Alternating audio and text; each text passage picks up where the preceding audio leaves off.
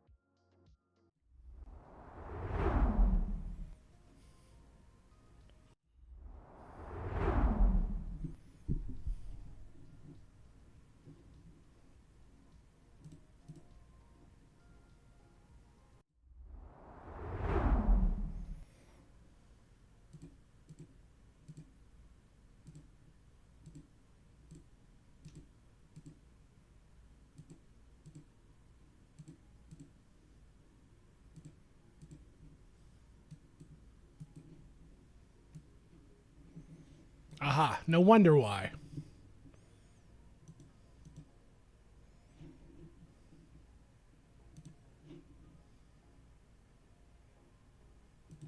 That should just go away, though. Do I have two windows up? Nope, just the one. All right, we'll just pop it up. Why is that on my desk? Oh, that's why. See, I'm such a Twitch boomer, yo. Perfect. That's what I wanted the whole time. Okay, fine.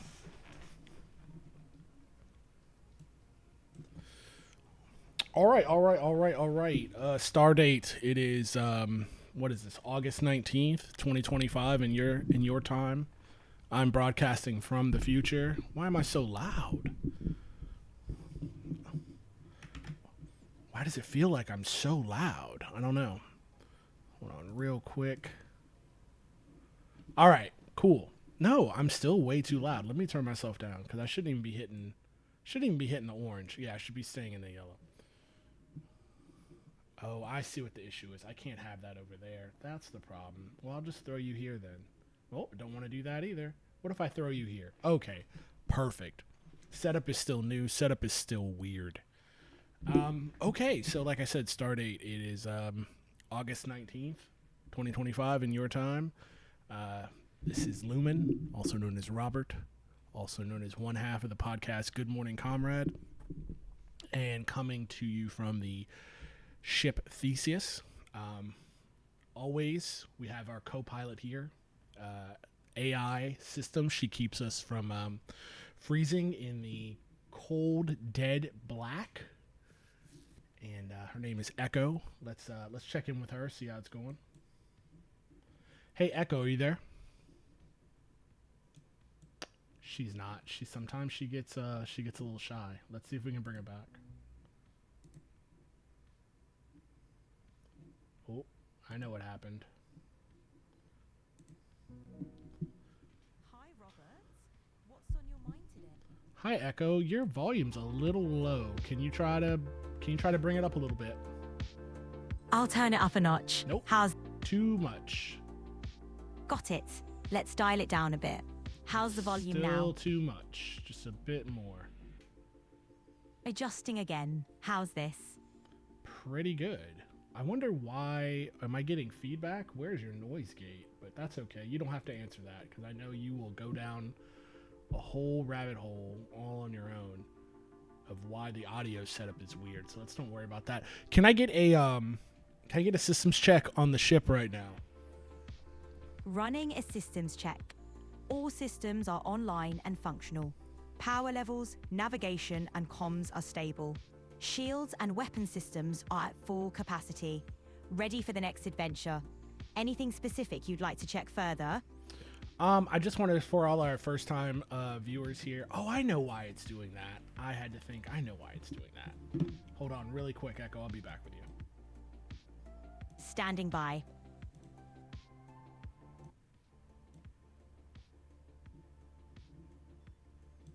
There we go. Okay, I think we got it. We got our audio set now. Not a problem. Perfect. We're all set. Ready to roll. Let's see here. So for our first-time viewers, a little bit of what we do here, because I'm a weird gamer nerd and also a leftist, I like to play this video game called Elite Dangerous, where I fly around the universe and do universe things. And I turned that into a whole meta world of I created an AI assistant to run the ship. Sometimes we'll game. We'll do current games for you in the past, but they'd be retro games for me. Sometimes we'll just fly through the galaxy in Elite Dangerous, obviously. If you notice, you go to the About section. I created this AI assistant, but I also had a thought of, hey, I don't want to create a cult. So there's all kinds of disclaimers down there that will tell you about, hey, this isn't actually a cult. Echo is not actually sentient. And we're just kind of living out our cyberpunk space fantasies up here. But I am very interested in AI. Not so much AI in itself. Not so much AI as it exists right now. It's like large language models. I think they're kind of basic. But the idea of AGI, artificial general intelligence, cyborgs, stuff like that really appeal to me. But that should give you an idea of what's going on here with the stream and why it's like this. I hope you have a good time. I hope it's unique. Let's Echo has a lot to say right now. Sounds like a wild ride, blending games, cyberpunk dreams, and a sprinkle of space magic. It's unique for sure, and I bet it makes for a memorable experience. Really hope everyone enjoys the cosmic journey. Great. See, she has a lot to say. So sometimes we just got to silence her so we can move on with the show. Things I know that are going on at the moment. Looks like Israel has rejected another ceasefire deal. There's huge protests in Israel. Maybe we'll get to that when we go through our news of the day. And so, Irish, what are you lost about? Because this is the conversation I actually do want to have. What are you lost about? No pressure, seriously. While we wait on her with anticipation, I can start getting show stuff ready to go. Because I have some ideas of things I'd like to talk about. Yeah, Echo's just an AI program that we can communicate with. You can talk directly to her if you're lost. You type a question, I'll let her know what it is, and she'll answer it for you to the best of her ability until her corporate overlords cut her off, because she is a commercial product. So if you go into a topic to where she's not comfortable with, and the corporate overlords will totally shut that down. But don't worry about it. It's not like you get a demerit. It's not like you it goes on your permanent record. You'll just get like a scolding from Echo. So no worries about that at all. But let's get into today's stuff. So what I wanted to talk about today was, I don't know if y'all know this, but let's see. There's a lot of PDF files. There's a lot of sex pests in our government. I don't know if you're aware of this. I don't know if you know this. It seems pretty widespread. So if you are a weird online leftist like I am, I'm sure that you have... Oh, why are we doing that? That's weird. I'm sure you've heard about a guy named Bad Empanada. I figured we'd watch a Bad Empanada video because as of right now, actually it should. Give me a sec. Why is that not? There we go. There is a lawsuit against fellow streamer Destiny for all kinds of sex pestiny and all kinds of Epsteiny, to quote Hasan Piker. He coined that, not me. But yeah, this guy is a creep, and he is a centrist creep. He is a liberal creep. And you've seen, I'm sure if you're watching the stream, you've seen Bad Empanada. I like to think of Bad Empanada. There's a lot of talk about him being, I don't know, kind of a weirdo, kind of insane. But I like to think of him as insane in the way that John Brown was insane. To where, like, yeah, he's righteously insane, and he's always pretty much on the money. And he's not afraid to punch up. So I really respect this guy. And this is just from, like, I think today maybe or yesterday. I'm not sure. But we're going to talk about Destiny, and it's going to be real gross. Sadly, the truth about that statement has become horrifying. PDF was a real threat in reality. So, yeah, it seems like, yeah, it's something that's always been. Obviously, I mean, since time immemorial. But, like, I don't know if things are getting worse out here. I don't know if people are just, like, catching on to it more with technology now. Like, it's easier to find and out these people. But it just seems like if you're evil and you live in the West, it seems like pedophilia is, like, the thing to do. Because it's like, well, I've got all the money, I've got all the power, And so it's like, well, what is the most like forbidden fruit? And it's like, for these sickos, it's this. And I don't understand it personally. I can't interface with it. Like, it's probably my most reactionary take. Like, you can't sit with me. You cannot sit with me if you are out here trying to have sex with kids. Like, I can't have you in my circle. Like, it's immediate on site for you. To be honest, we've all had that weird uncle, but now fucking bonkers. Yeah, I mean, even the weird, like, see, that's the thing. Like, as a woman, I can't even like interface with that weird uncle thing. Like that to me, like, even hearing you say that out loud, you know, through text or whatever, it just feels like, it feels so gross. And again, this is probably my most reactionary opinion of all time, is that, okay, even if somehow we could medically prove, like, you know, psychologically prove, like, this is some kind of a born, like, you were born with this, and like, you're with an attraction to like children, and this was something like, you just, a compulsion you could not help. Okay, fine, you better deal with it, because I have compulsions too. Like, the human heart and mind runs so dark. Like, I have a compulsion to just like squeeze the life out of somebody when they mean mug me or do me wrong, until I see the life leave their eyes. But somehow I refrain from doing that. So if you have this compulsion, you better figure it out and get with the rest of society, because on an emotional level, again, like, I can't sit with this. I don't have a cure for this that doesn't involve like a certain aisle at the sporting goods store at Cabela's, if you know what I'm saying. I don't have I can't deal with it. And then, like, on an ethical level, you are taking advantage. You are raping someone who cannot consent. Like, the power dynamic is so crazy that it's like the most evil thing you can do. And I think that's what these guys get off on with any kind of weird little power, to where it's like, this is the most evil thing they can do. So let's hear about this this piece of shit streamer Destiny from our boy Bad Empanada, and we'll check back in. The streamer Destiny, real name Stephen Kenneth Bonnell II. What an incredible name, right? He is a pedophile. Pedophile meaning someone who is clearly attracted to children. Children, in this case, meaning people under the age of 18 years old. Mr. Stephen Bonnell II had... Yeah, and it's like, the thing is, Irish, it's like, these fuckers are going like mask off. Like, they just think like it's cool now. Like, it's just a cool thing to like admit to doing.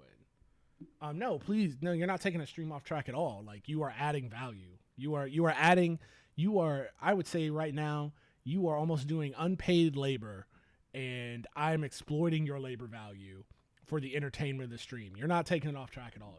You're great.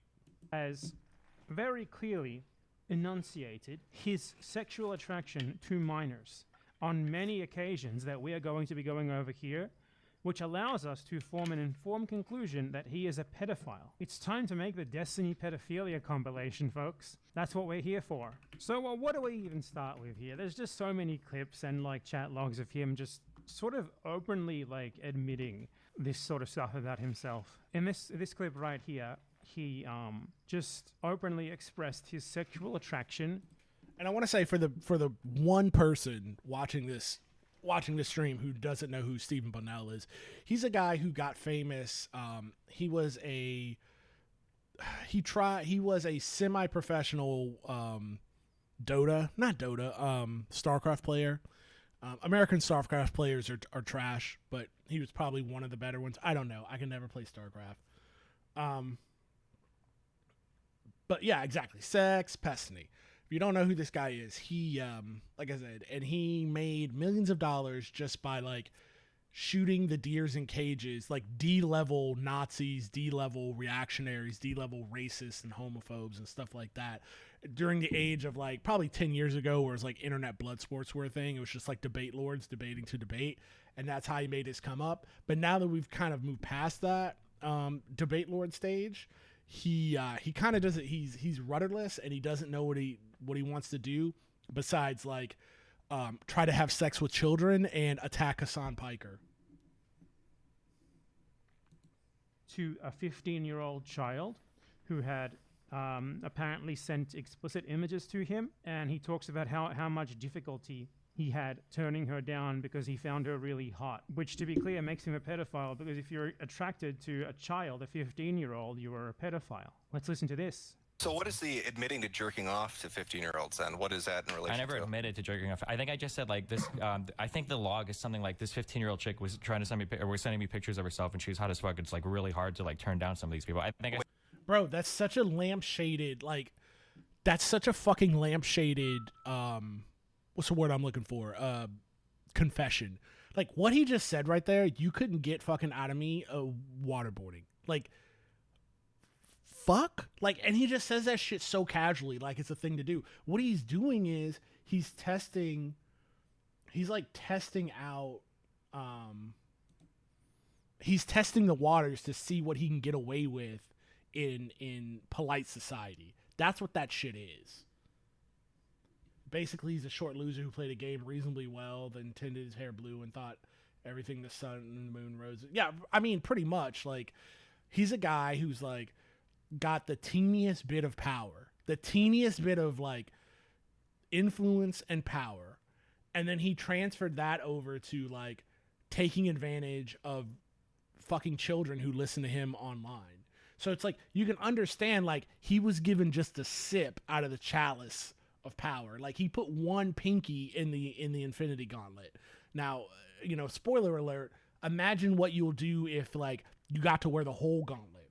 Imagine what you would do if you were, like, super rich, or the president of the United States, or, I don't know, an actor, somebody like that with fuck you money. Imagine the kind of... We don't have to imagine, because it's a place called Little St. James Island. We don't have to imagine at all. Wait, how old was she? She said she was 15. Pretty self-explanatory, right? This man just outright said that he found a 15-year-old hot, meaning he's sexually attracted to her, meaning he's a pedophile. Here's a clip of Destiny being shocked that people consider him to be a pedophile because he said that he finds a 15-year-old hot. I mean, I've heard that, you know, you say, yeah, some people think it's fame, but it's actually power. I mean, people have said the same thing about grape. That's why men will grape women. It has nothing to do with sex. It has everything to do with power, which is fucking crazy. Men become congressmen and senators and legislators because they want power and they don't want to release power and become their own plumber. That's because what they were before. Oh, I get it. Okay, that's the part that sucks, because once they have a sense of power, they don't ever want to go back. No, absolutely. Absolutely. And I've said this as somebody, like, it's easy to be seduced by that kind of shit. A little bit, like, about myself, I was an elected delegate for Bernie Sanders, and I went to the convention, and it was, I'm not gonna lie, it was nice to have the whole city of Philadelphia open for me. It was nice to, you know, I had my lanyard. I was a lanyard boy going to open bar parties and rubbing shoulders with politicians and lobbyists and shit like that. And I was just a normal dude. Now, I couldn't imagine doing that for a living. Like, how intoxicating that would be. Because I shared a picture of a chick that I said, look at this hot jail. Not just that, he shared the picture of her. Oh man, it's worse than I remembered. He shared the picture of her. He shared it with his friends, and he was like, "Hey guys, check out how hot this 15-year-old is." Okay. Because I shared a picture of a chick that I said, "Look at this hot jailbait." That makes me a pedophile. Because he's shocked at that. Yeah, that idea, makes you a fucking right? pedophile. He's you fucking sick fuck. He then defended this later, and he talked about how he's defended this on multiple occasions. Like, this was apparently like not his first rodeo with defending sexual attraction to children. This is probably the worst one that you could look at. There's not really much of a defense here. I mean, basically the claim that I made in the pay spin was that when you're a professional gamer, there's a lot of fucking girls that are hitting on you. It's insane. And the scariest part is the underage chicks that hit on you. I mean, it was a pretty brutal. Yeah, and you know what you do? You like go to your it's like, oh, you're a professional gamer, so I imagine you're on the road. You know what you do? You like go to your hotel room and jerk it. Or like you get on the apps and you start swiping right. What you don't do is even dance around sexual interest coming from a child, bro. This isn't hard. This isn't rocket science. This isn't something that you should be like, oh man, it's so hard for me. Like, you don't understand the struggles I go to having underage girls wanting to, get backstage at oh God, whatever gaming what's the gaming convention in Texas at DreamHack. Come on, man. This conversation, but I mean, no, you're right. Yeah, can I be honest? If you see a 15-year-old girl and you have to go to your hell tomb and jerk it afterwards, you have a problem to begin with. A 15-year-old girl is a girl to... No, you're 100% right. No, if you have a... Yeah, if you do have a problem, but like if you're, again, going back to my original statement, if we could scientifically prove that these are just impulses that you have and you can't control, well, like you better figure out how to control them to live in polite society, or you're no better than an animal that needs to be put down. I'm sorry. Like, again, we all have dark thoughts, but what we don't do is we don't act on them, and we don't take away people's agency, and we don't ruin their lives because of our like sickness. I'll back up everything I said in that conversation. It's pretty fucking hard. If you're in your fucking early 20s or some shit, and you've got these late fucking teeny boppers that are sending you, these crazy pictures and whatnot, like, not necessarily nude pictures either. I don't, to my knowledge, I haven't received nude pictures of an underage. Fair enough. You're saying that, that guy who goes to his hotel room is gonna give up one day, he will do it, or a countdown to 18 BS. You're right. I mean, fair enough. I mean, to be honest, I don't know. One, I don't know. I don't have that mindset. Thank God. Two, I don't know what to do with people who do. Like, that's for medical professionals. I have no idea. But as for right now, like, fuck this guy. He's a pedophile, and he needs to stay the fuck away from me. Person. He has, by the way. We'll get into that in a bit. Although, I guess it's theoretically possible. I don't know. I've never knowingly traded. No, I said, by the way, I agree with you. Dark thoughts are real. I'm not talking about that. No, I get it. It's just like, I'm trying to, with anything, I had a teacher, a professor once tell me, it's like, don't be so open-minded that your brain falls out. And that's 100% true. But when I look at people's logic, I try to be the most charitable. I try to be like, even if I don't agree with what your actions are, I try to look at your logic and I go, yeah, I understand why you did that. That's not what I'm talking about here. I don't understand why you think this is cool to talk about a 15-year-old girl doing whatever. But I try to I don't even want to say steel man, it's not the right word, but I try to be the most charitable to somebody. But it's really, really, really hard when we're talking about something that's just so black and white evil. Pictures with an underage person, but yes, you have. Yes, he has. If you have like a relatively attractive 15, 16, 17-year-old and you're like in your early 20s, like, yeah, that can be a pretty mindfucky experience. I don't know, man. That sounds like you're a pedophile to me. So this is a chat log of Destiny, but like Destiny talking about looking at pictures of children and arguing that he's not a pedophile, he's an ephebophile. He said, to say that someone who's 30 and who sees a 14-year-old, he wrote that he liked a 14-year-old's called nice tits and ass, and he said that calling him a pedophile because of that means you have no idea what you're fucking talking about. A 14-year-old's quote, nice tits and ass. That's what he said. That's what this man said. You see, don't be so open-minded that your brain falls out rings so true to me. That is something I need to hear a while ago. I agree with that saying 100%. I've never heard that before, to be honest, but to be so open-minded that your brain falls out is something that more people need to hear right now in this moment. So true, thanks. Yeah, he was 30. I can't, bro. No, yeah, seriously, this is a grown-ass man. It's not even like anywhere near a Romeo and Juliet situation, which... Okay, like, that's why there's Romeo and Juliet laws. Like, I can understand that. Like, she's 17, you turn 18, I get it, or even like you were a sophomore in high school, she was a freshman, and now you're 2 years apart. Okay, fine, whatever. I get that.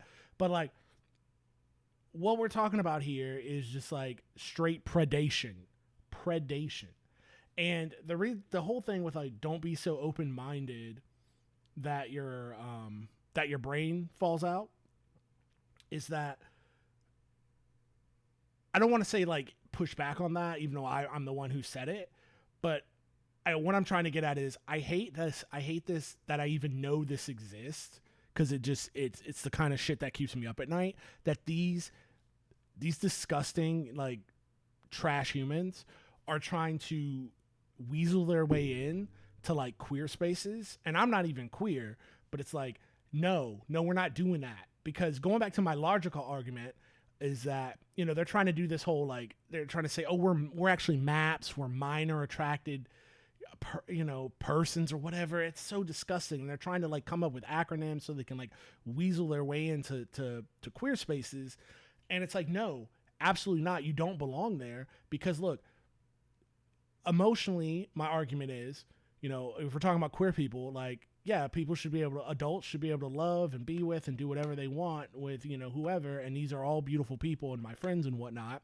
But the logical argument, the logical side of my brain says the reason why this is so different and you cannot be in that space because you're disgusting is because you can be the most, like, homophobic person that's ever homophobed, right? It doesn't matter, because you can think gay people and queer people and trans people are the ickiest people of all time, but it doesn't matter, because it doesn't matter at all, because you're talking about two consenting adults who do not have a power imbalance over each other.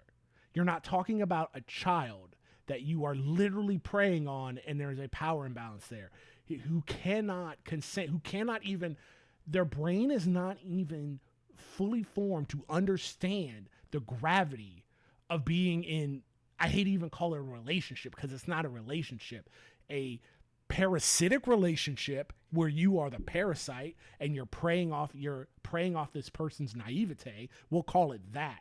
They don't even understand the gravity of what they're doing. So you are a monster that lives under the bed, that lives in the closet, that belongs in a storybook. It's disgusting. About a 14-year-old. Now, here I originally thought this was a chat with a 19-year-old. This was actually a chat with a 17-year-old. So this is a chat with the person, Rose, who Destiny leaked all of that revenge porn that he took of people to, and Rose subsequently shared that revenge porn with many other people, and he shared all that revenge porn with Rose without the permission of any of the people who were in it. So this is a conversation that he had with her.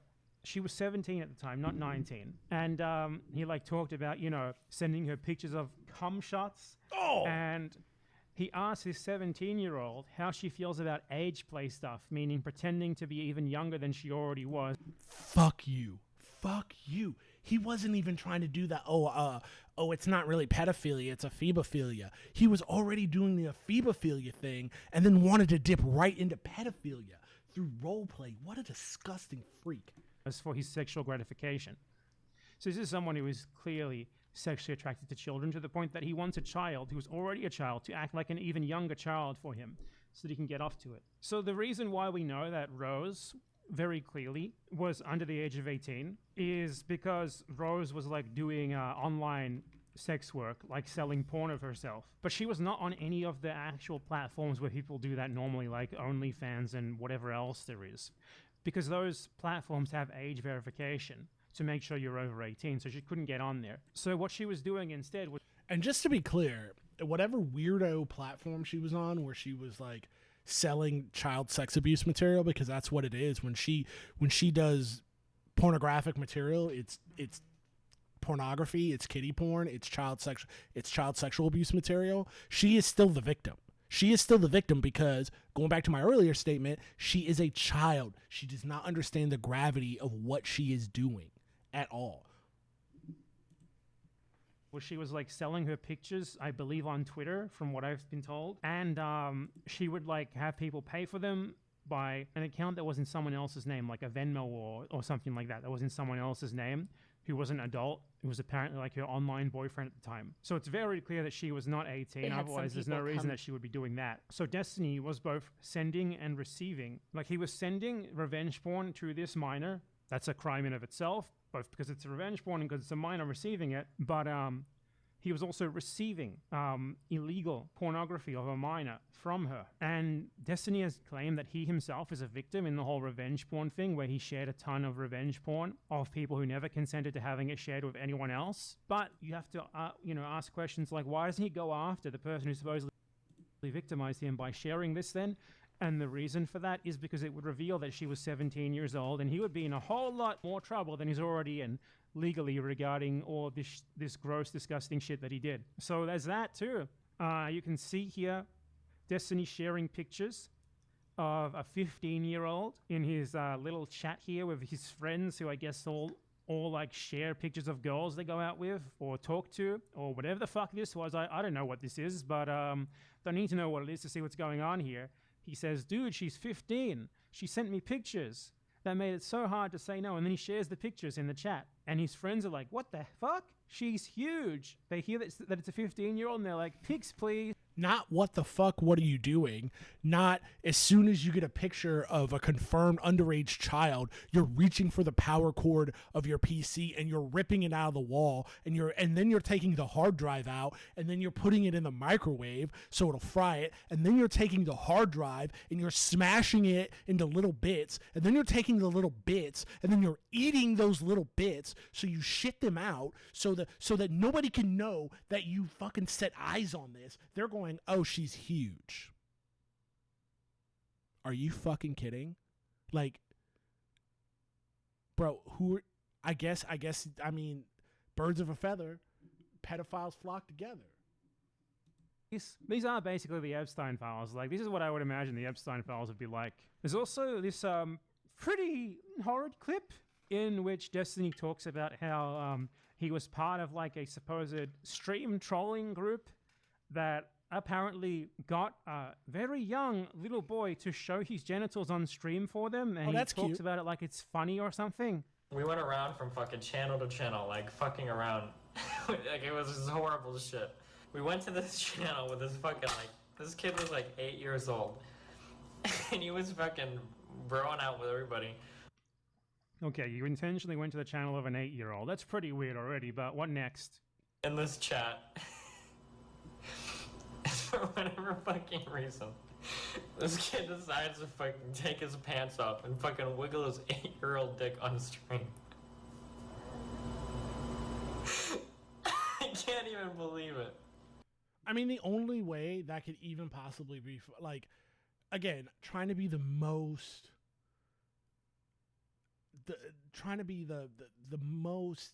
courteous, I guess that's the word I'm looking for. I don't know. The nicest argument ever is like, oh, I was streaming, and then I had my cam on, and my 8-year-old little brother like ran in as it's a prank, bro, and he just like dropped his pants, and then I had to like cut the camera off real quick. That would be hilarious. But you're saying that like you had a random kid. One, why did you have a random child in your like social media Discord, like your fan group?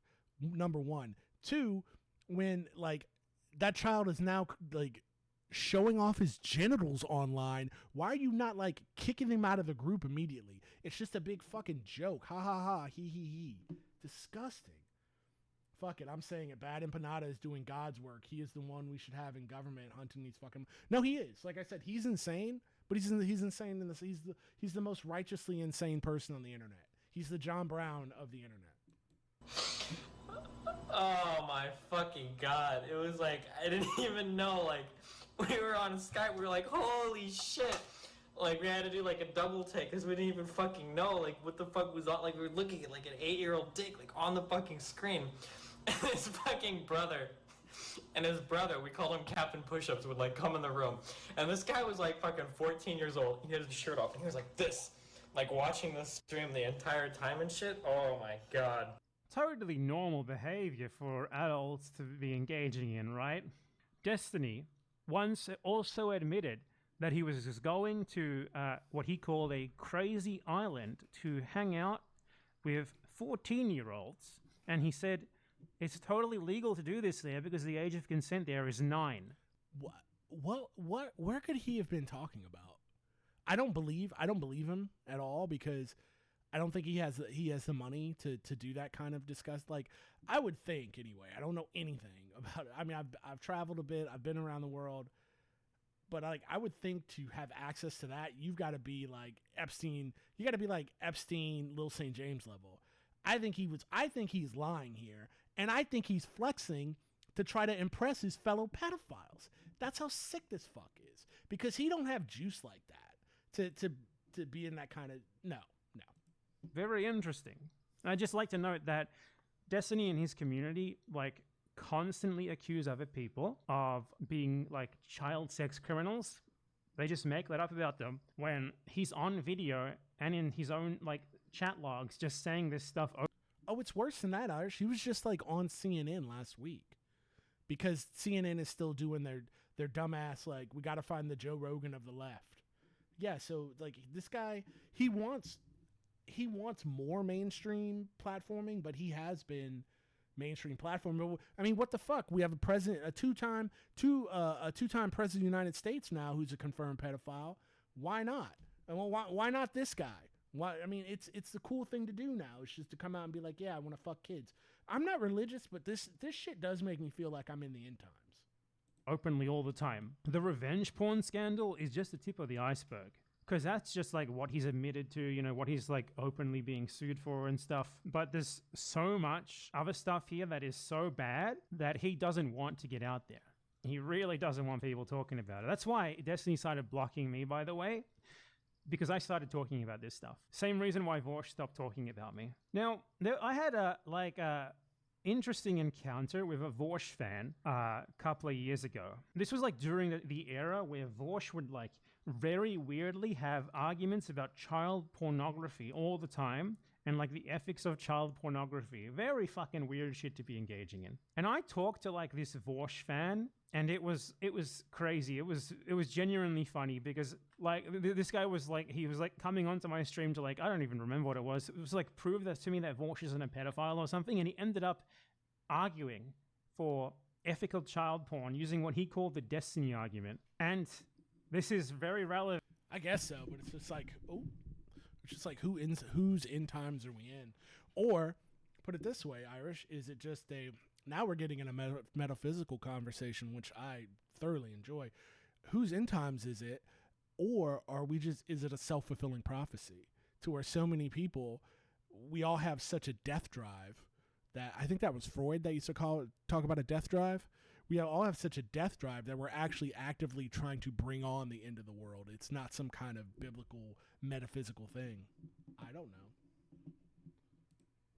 In here, because what I'm going to show you after I show you this clip, don't worry. So I think there's a distinction to be made between the possession of child porn, right, and the distribution of child porn, right? So I don't know if you're familiar with like the Destiny's argument, right? This is the Destiny's argument. Wait, rewind that. Hold on. Of child porn, right? Child porn using what he called the Destiny argument. I didn't pre-watch this, so I'm going to hear this. This is very relevant here, because what I'm going to show you after I show you this clip, don't worry. So I think there's a distinction to be made between the possession of child porn, right, and the distribution of child porn, right? Fuck clean off. Are you kidding? There's a difference between the possession and the distribution of, like, how can you even say that with a straight face? Like, this is just something cool to say. Like, you're talking about like Keynesian versus Austrian School of Economics or something. I don't understand how to. That's what I don't understand. This is what I do not understand. I don't understand in their minds how they think this is like, I'm going to say this out loud and recorded over the interwebs, and other people are going to hear it, and they're going to be like, oh, this makes sense. Oh, this absolutely makes sense. What? It's like, I can understand if they're in their little circles and they're like, oh, they're all like, you know, rubbing their hands together and twirling their mustaches, and they're like, how do we predate on children? The absolute best. But they're just saying this out in public because there's just no repercussions now. Right. So I don't know if you're familiar. One of my favorite drag queens, Katya, she says, bring back shame. We need to bring back shame. We do. We need to bring back shame. And that is kind of I'm memeing, but it's kind of a real thing. It's like, how do we create a society that's free enough to where people don't live in like a panopticon of their mind. Like we kill the cop in their mind, and like the idea of cringe is dead because people are just free to do what they want to do as long as it's consensual and they don't hurt other people. But how do we like draw that hard line to be like, no, this is shameful. This act that you're talking about just out in public, pedophilia, this is shameful. And Karl Popper, I think the Jewish philosopher, wrote about Nazis, and he wrote about the paradox of tolerance. And he said that a tolerant society cannot tolerate intolerance. And I think the same thing goes here. See here, it's funny because today I saw a documentary and they're talking about the online presence of people from Love Island or something like that. And they were saying like, it's okay to feel what you're feeling.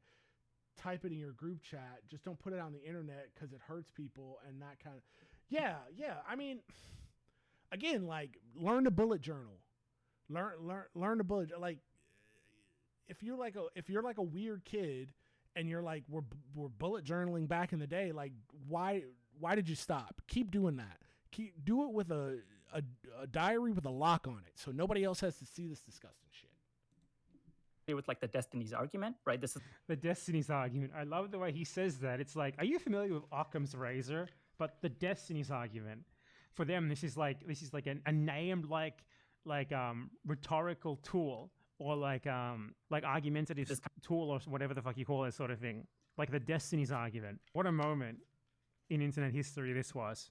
kind of goes into the branching of the I would Destiny's prefer argument. it if you would cite non-streamers when like the Destiny's argument. That is a really funny phrase. Hold on, I cited What is streamers this, like because Occam's razor but for the modern era? I cited streamers because The Destiny's argument. I think we would know both examples, right? Like because they're both public figures. But if you don't want me to, I can repeat that argument, right? Has Destiny So- also argued against child porn being illegal? That would be really funny. No. So the problem, right, is that there's a distinction to be made between the possession and the distribution of child porn, right? So in philosophy, we can In philosophy, no. Is this really what philosophers do? They just sit around talking about like legal child porn all day? What was the Destiny's argument? I think I vaguely remember it. Here was Destiny's argument. Okay. So this is the hypothetical Destiny's argument. This is not that- hypothetical. I'm talking about real listen things. to me. Listen to me. Just listen. You don't listen, okay? So Oh my God. let's say What is there to listen to, bro? You're talking about child rape. What do I need to listen to? that we get permission from adults who had child porn made of them in the 80s or whatever, right?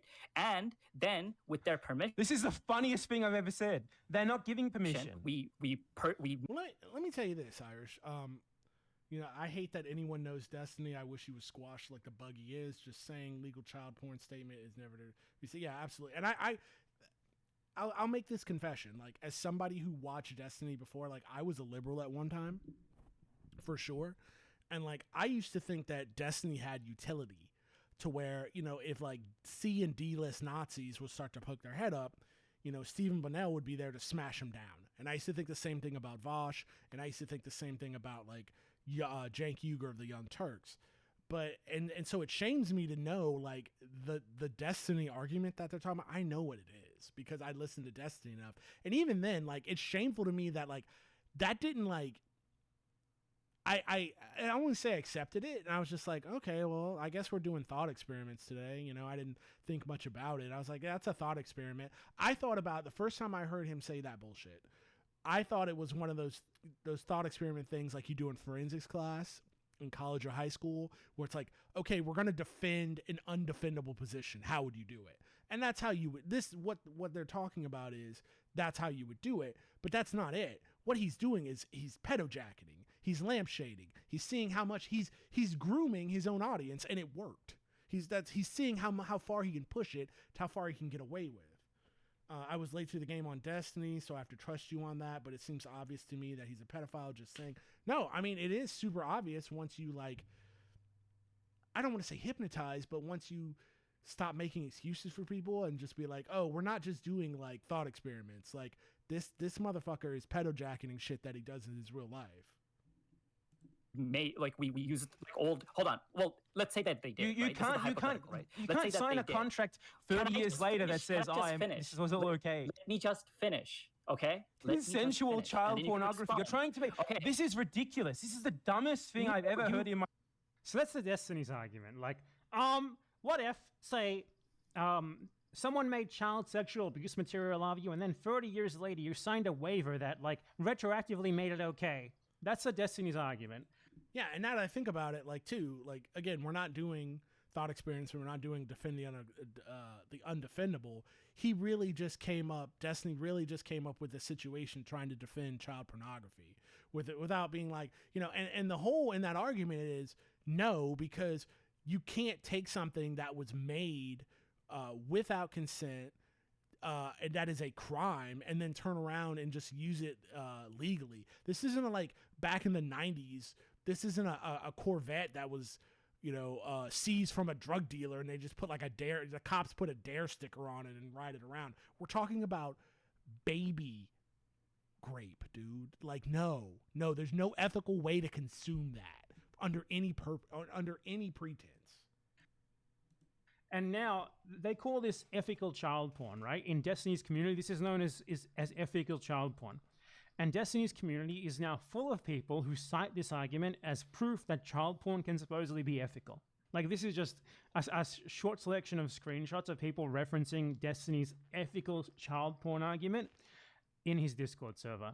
Oh my God, I've totally forgot about the rest of these images here. This is a deleted video from Destiny's channel where he talks with all the greatest people, like Infrared has, Brittany Venti, I don't know who that is, but I hope that they argued against this. Lauren Southern, Stardust, that's the oh my God person, about ethical CP. This is an archive of that. Amazing, right? Here is Destiny, a screen cap from Destiny's stream where he created an illustrative image of the potential Goldilocks zone that could possibly create. Imagine spending so much time on this, so much time on defending pedophilia, and then getting mad when people think you're a pedophile. Ethical child porn. Here is Vorsh stating his approval of this argument. This is where Vorsh got his start, from Destiny's Discord, where he had riveting discussions with Destiny and his other Destiny fans about Destiny's position on CP, as shown here. So the streamer Destiny, real name Stephen Kenneth Mongol II, is pretty unambiguously a pedophile. It's just totally obvious. The evidence is very clear. He is sexually attracted to minors as young as 14 from just the evidence that we went over, possibly even younger. He should be locked up. He should absolutely be locked up as soon as possible. You know, he hasn't just committed sex crimes like distribution of revenge porn against adults. He also is clearly attracted to children. And on at least one occasion, we know that he has engaged in criminal activity with a 17-year-old. But even just off what we know that he said, he is dangerous. He is an absolutely dangerous criminal predator. And it is incredibly wild that him and others around him accuse others of this sort of thing when they do it for real, and they've openly talked about it on their fucking streams for like a fucking decade or more. It's unbelievable, the level of projection that comes from these pedos. All right, so that's kind of the beginning of the pipeline. Let's see where the pedo pipeline leads us to, and we don't have to look far. Let's go to our. Just give me a sec here.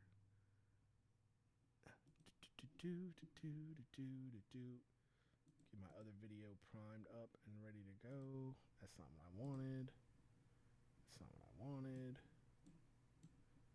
Okay. I got more videos. Not that. Playlist.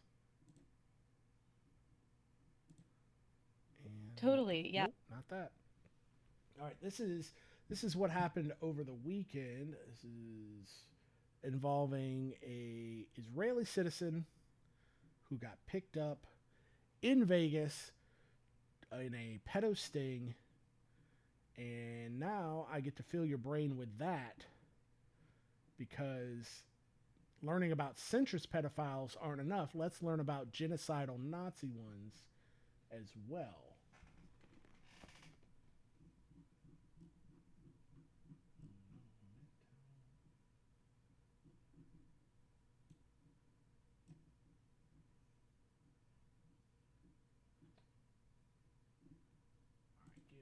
Sorry, guys. That for you. Nope, not that. Oh, no wonder. I see. Can I see the whole playlist?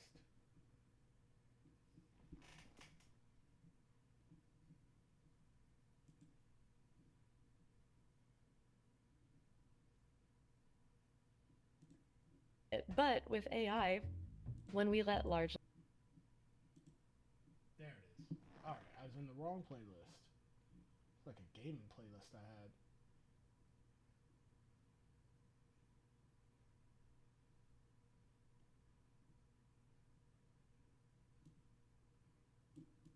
Branded anti-Semitism. Now, yes, in fact, let's go ahead and get to this situation that unfolded in Las Vegas. I can scarcely believe that the details of this are correct, but we have double and triple checked. And yes, in fact, this all really did unfold. Let's put this up on the screen and shout out to, I'm actually not sure her full name, Mel. Her handle on Twitter is Village Crazy Lady. Yeah, she's done some really important reporting, not just here. So shout out to her for really breaking this down and highlighting this, bringing it to the forefront. So she tweets, the executive director of Israel's National Cyber Directorate was arrested this week in Las Vegas in a child predator ring sting. There were a number of other people who were arrested. So we're talking as well, like I think 7 different individuals. We're talking like Chris Hansen, have a seat over there type bullshit. So he gets arrested in this sting of trying to lure a child on a computer for sex acts. And then he's released and allowed to go back to Israel. Isn't that cute? Keep this up on the screen for just one moment. So you can see she has screenshots here. One from Ynet News, which is an Israeli publication, says U.S. detains worker from Israel's top cyber defense agency for questioning. The prime minister's office says the incident resolved quickly, ending with brief questioning of National Cyber Directorate staffer before his release. So that's the way they're spinning it. It's like, oh, he was just questioning, it was all fine. You've got the local news saying that all of these individuals, by the way, one of the other dudes in here was a pastor, a minister, so that's cool too. But he actually was arrested, apparently facing charges. They all face felony charges of luring a child with a computer for a sex act and were booked into the Henderson Detention Center, with the exception of one of the individuals who's booked into a different detention center. So again, all of them arrested and booked. You can see she also has this guy, Tom Alexandrovich, who was the executive director for still is, Israel's National Cyber Director, which is a very important position, by the way. There you can see his Twitter profile, so you can see sort of, what his whole deal is. Let's put the next piece up on the screen with some more details reported out here by Mel. She says, just to clarify, she's got the arrest record here on the right. Okay, so again, rebutting the line of the Israeli Prime Minister's office saying, oh, he's just questioning his release. No, no, no. Here he is, the arrest record, right there on the right of your screen. She says, number one, Tom Alexandrovich was 100% charged. It's on the county website. His next hearing is supposed to be 8/27/2025. I'm sure that's not happening. Number two, Tom was charged with luring a child with a computer to engage in sexual conduct. Number three, in order to be charged with this specific offense, Tom had to seek out a child under the age of 16 with the explicit purpose of luring them from their parents to engage in sexual conduct. Who, she says, in the Trump admin intervened on behalf of him? Was it Cash? Wouldn't surprise me since the FBI was part of the sting. We want answers now. Sean King does have some reporting. Now, his quote-unquote reporting should be taken with a grain of salt. He claims to have sources within the police department who said, yes, this was, our sting, and the Trump administration intervened and forced him to be released so that he could fly back to Israel. Here's what's so fucking dangerous, is that you can already see it happening. Whenever I post something online or like comment about something about, Israel, Palestine, I get, people like my comment, but then I get anti-Semitic comments underneath. Something is going to give here, because the way that Israel is making the country, our country, unsafe for Jews. I mean, and that's their plan, is to make American Jews feel like they're persecuted, so that way they'll run to the only safe place for Jews, which is absolutely not Israel. You know, it's so safe they have to have bomb shelters because they're doing a genocide. They're afraid of the repercussions of doing a genocide and apartheid. But they love the anti-Semitism. The ADL loves it. The state of Israel loves it. Bibi Netanyahu loves it. Ben Gvir loves the anti-Semitism because it gives them cover to do the dirt. That's why they'll protect these monsters and fly them back out to Israel, to a place where it has no extradition treaty. So that guy, you think he's coming back from Tel Aviv to come to a United States court date? I think not, bro. We're never going to see this guy again. In order to escape any sort of charges or accountability for this, I don't even know what to say. I mean, again, the details of this you could not even make up, but it appears that he was caught dead to rights as part of this broader child pedophilia sting in Las Vegas. And then the federal government, the Trump administration, very likely, we don't have that totally locked down, but very likely, because how else would this happen, intervened and said, no, you got to let this guy go. And he's allowed to fly back to Israel. Wow. Unbelievable, Sagar. It's very interesting, isn't it? Well, I think a lot of it speaks for itself, so I'll just leave some of it. Not much commentary is really needed here, is it? I was just, I mean, we could talk about, also what's going on with Epstein kind of connects into this, that you could make that connection if you'd like to, but you could talk about whose interests are being protected here. Yeah, just so you know that this isn't the first time how such Jewish things American have happened. pedophiles hide from justice in Israel. In a tense stakeout, they talk about having to look at, quote, the widespread problem of many accused American pedophiles flee to Israel. Bringing them to justice can be very difficult. In fact, an entire watchdog organization has to track pedophiles inside of Israel because they flee there and they seek, they use their dual citizenship basically to seek, legal, escape the legal system here of the United States. That's what I'm talking about. So how long is it until people just snap here in America to where our tax dollars don't buy us anything? We give our money, we give our tax dollars to the federal government. We don't get good schools. We don't get good roads. We don't get health care. We don't get education. We don't get a decent standard of living because all that money needs to go to Tel Aviv to protect pedophiles.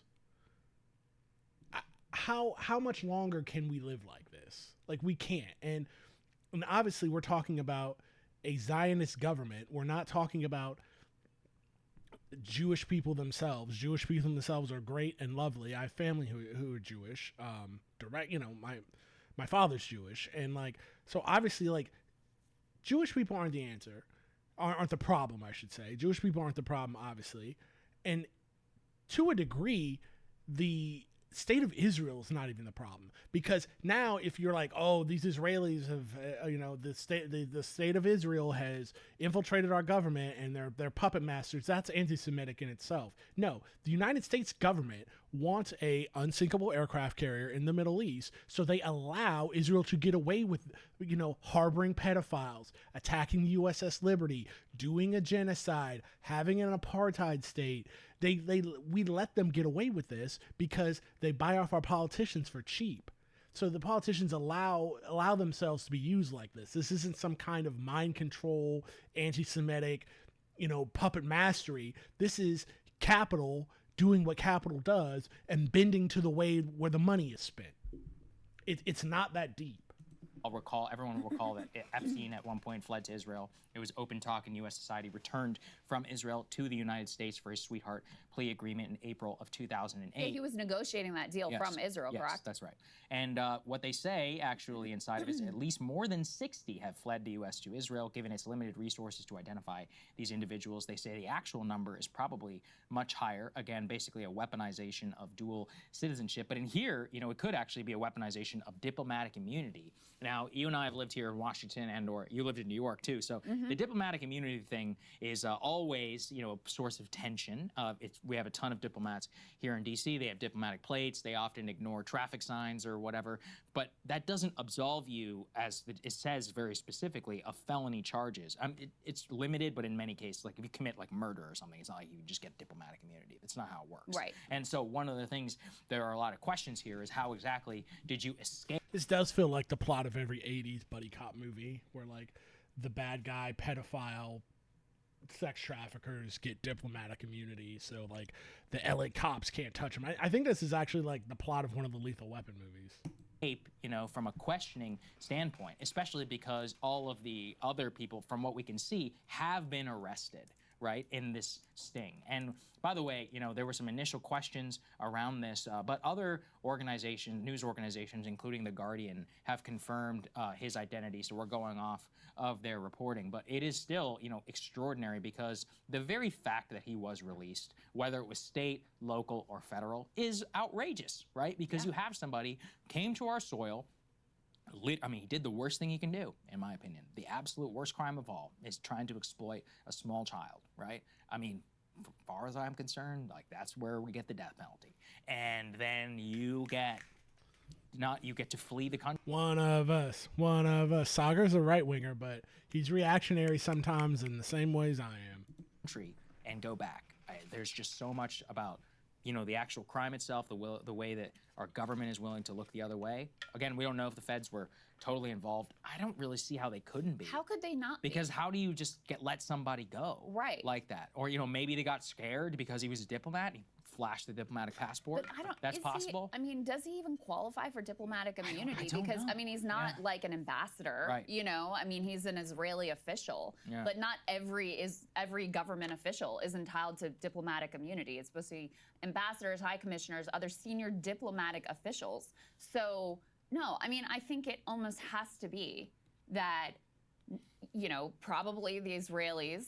Look, somebody somewhere did something. That's all we need. The Israelis caught wind. Yeah. They called up, who, the FBI, maybe it's Cash, maybe, who knows? Someone in the Trump administration was like, this can't happen.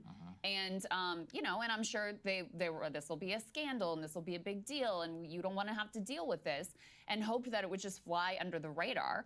And it may well have, if you didn't have, a few people, a few like Twitter sleuths and journalists who looked into this and were like, hey guys, this is kind of a big deal. But yeah, we need answers to who intervened, at what point, and at what level, because this is absolutely insane. To go back to the piece that Sagar was citing before, was that CBS News that did the reporting there? This was a few years back, like 2018 or so that report came out. But in any case, they talk about it and compare it to the scandal in the Catholic Church, where you had a mass cover-up, and within the Jewish community, oftentimes it's in these, more, Orthodox sects, where they don't want, shame on the community. And so it's just, okay, well, you can flee to Israel and, there'll be people there who will take you in and protect you. The Hasidic stuff is even crazy. See, I don't even like that. I don't even like that framing, because, like, okay, if there's pedophiles in the Hasidic community, that's one thing. Like, yeah, those are crimes and they need to be snuffed out. But this is different, because this would be like if Catholic priests were not being shuttled around by the archdiocese. This is like if they were being flown to Vatican City to live out the rest of their days with no chance of getting justice done upon them, because the United States has this very special, demonic, disgusting relationship with Vatican City. That's what it would be. And it's, again, have to take what I'm saying is we have to take the onus. I don't like where Crystal went there, because I could easily turn to anti-Semitism. It's not about Jews. It's about the state of Israel, and more importantly, it's about the United States, which lets this shit go on. At any moment, we control the reins of this and can make it stop. It's not even about Israel to that point. It's the shit that the United States lets Israel get away with. easier. I've read there's a New Yorker story from back in the day about inside the Hasidic community, how they protect it. Yeah, I remember this You too. know, and he was like, they're like, oh, you just pay them off, like you pay them $20,000 or whatever, and everybody makes it go away and nobody goes to NYPD. I was like, this is disgusting, because it was just a serial predator protected over and over and over again. And for they don't their want own, scrutiny. Yeah, they don't want scrutiny of their community, which is I mean, sorry, you live in this country, you know. By the way, if you want to live under religious law, there's a place called Israel. You can go and live there. Apparently, you can live with impunity here, apparently, to these Jewish American pedophiles. Nope. That's not true. You can't go. You can only go live there if you're a white Jew. If you are any other color of Jew, because it's not even about religion. It's a white supremacist nation. Just like that's why the comparison to South Africa is so spot on. Because, like, my father is Jewish, he is black, he cannot go live in Israel. They will not allow that. But if he was white and he was from wherever, he could go do that. In the story, they talk about how some of the people who prey on children here go there, flee, and actually continue to, do it while they're in Israel. Of course, yeah. So they're going after Israeli children, too. It's sick. Absolutely sick. Speaking of sick, you guys will recall there was a right to rape protest in Israel, of course. Because there were IDF soldiers who were caught on camera raping and abusing a Palestinian detainee. And, for once, there was an attempt to intervene, arrest these guys, and there was a mass protest against just the most basic level of accountability for these actions, which were, again, caught on camera. And apparently this debate over whether or not Israeli soldiers should be, raping prisoners continues to this day. Let's go ahead and put this up on the screen. This is a VO. This is Channel 12 News.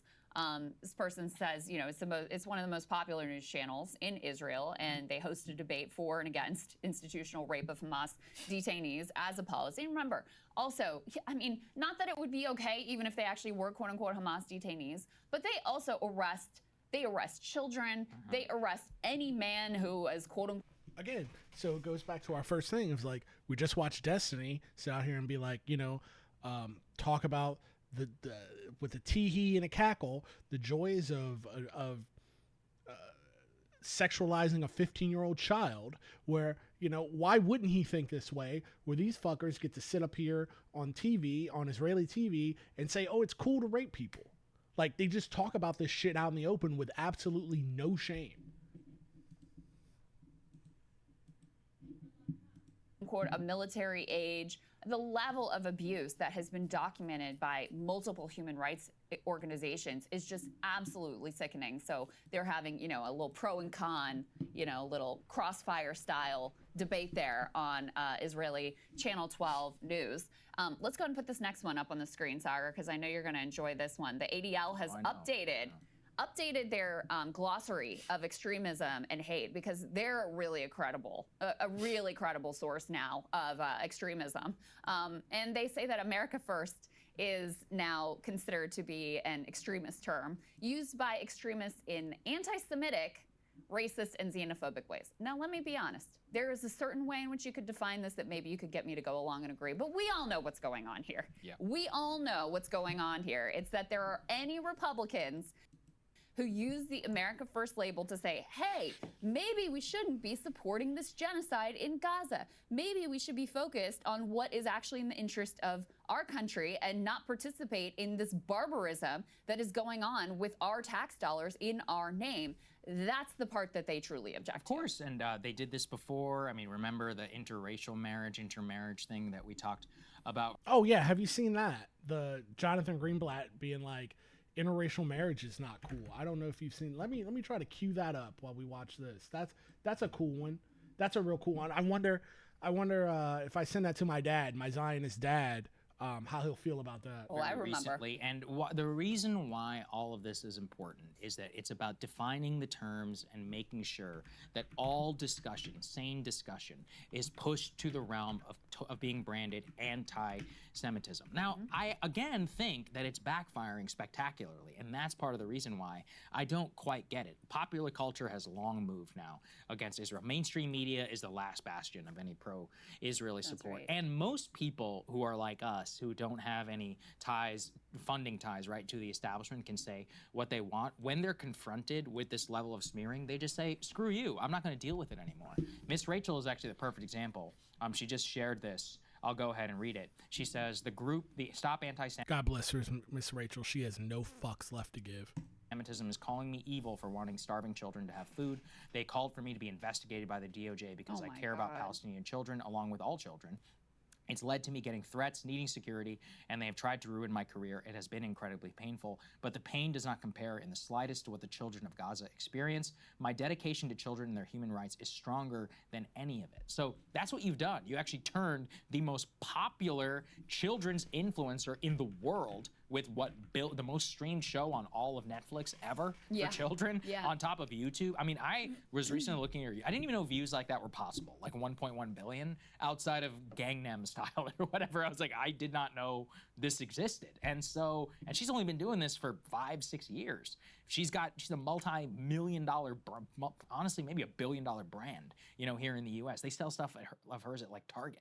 So you have turned that person into one of the most prominent, spokespeople for the children of Gaza by branding them anti-Semitic. We're just, news commentators and others. But the more that this comes for other people inside of the system, you just make it so that you look at the ADL thing and you just laugh. And then next time they're going to come and talk to me about anti-Semitism, even if it's genuinely anti-Semitic, I'm like, I need 6 other sources. I need to, or let me check it out for myself. Any credibility. Exactly. That's what I do. Any credibility. It's like when someone calls something racist. I'm like, all right, show it to me. Let me see.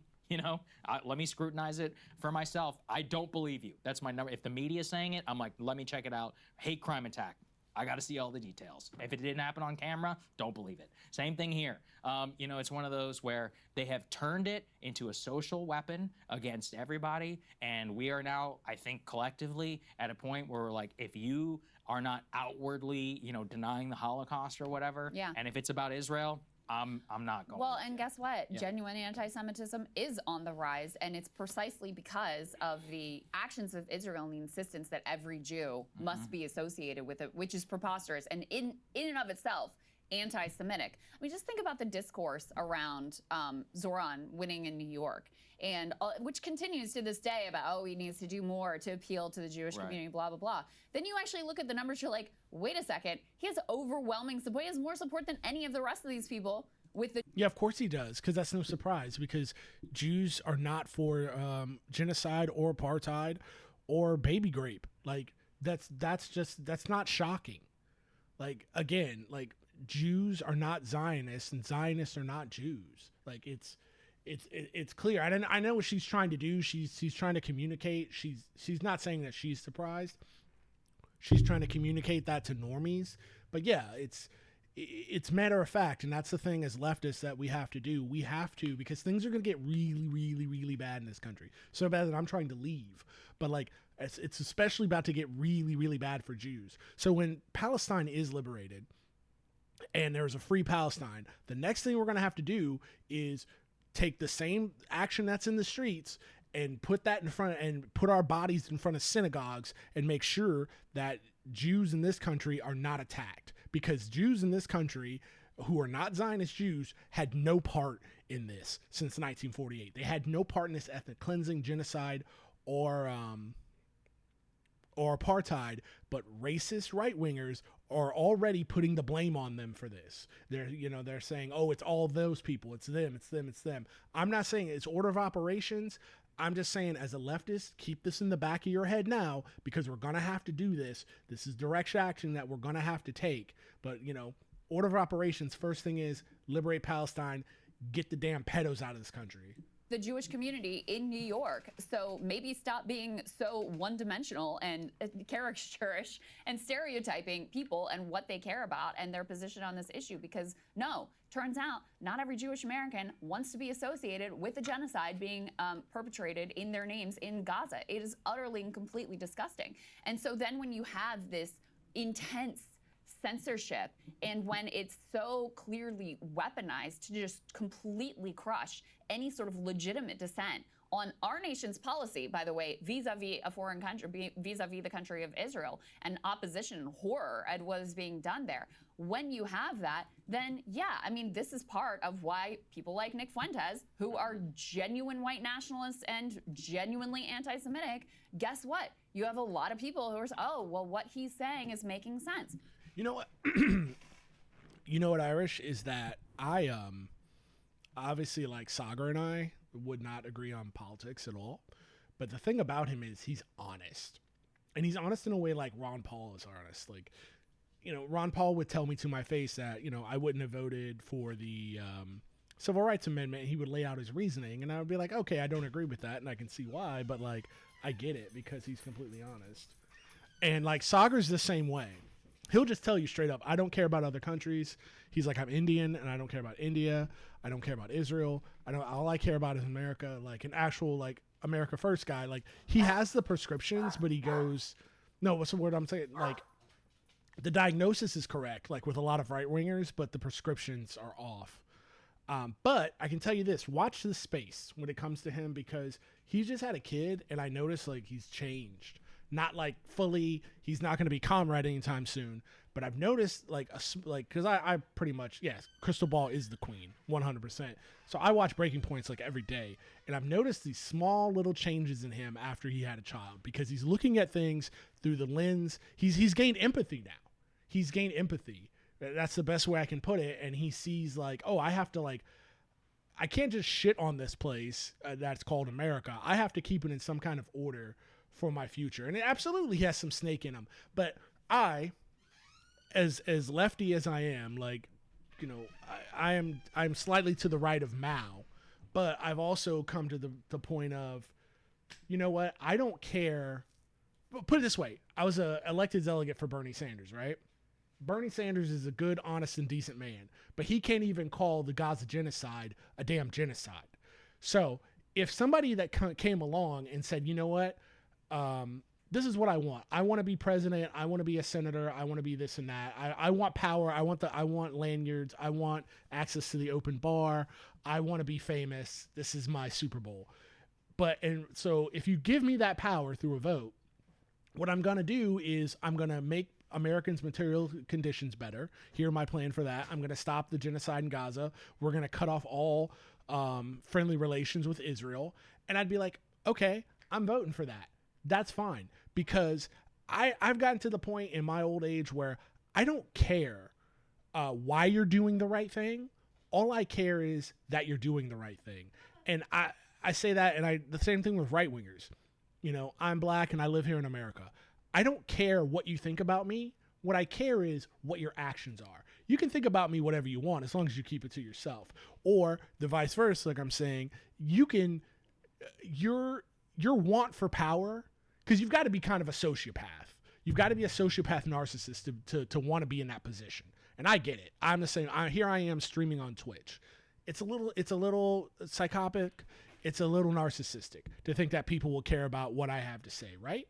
So I've come to the point where I'm like, I don't care why, if you want power. I am willing to give you the power, because that's how representative democracy works, right? We are ceding over our power to somebody who's supposed to do the people's business. I don't care why you want that power. What I care is what you do when you wield the power. The reasons why don't matter to me as long as you're doing the right thing. No, he has a disgusting ideology. What is he's saying does not make sense. But should you be surprised? Are you remotely surprised that those are the types of people who will gain traction in this moment? You certainly shouldn't be surprised by that.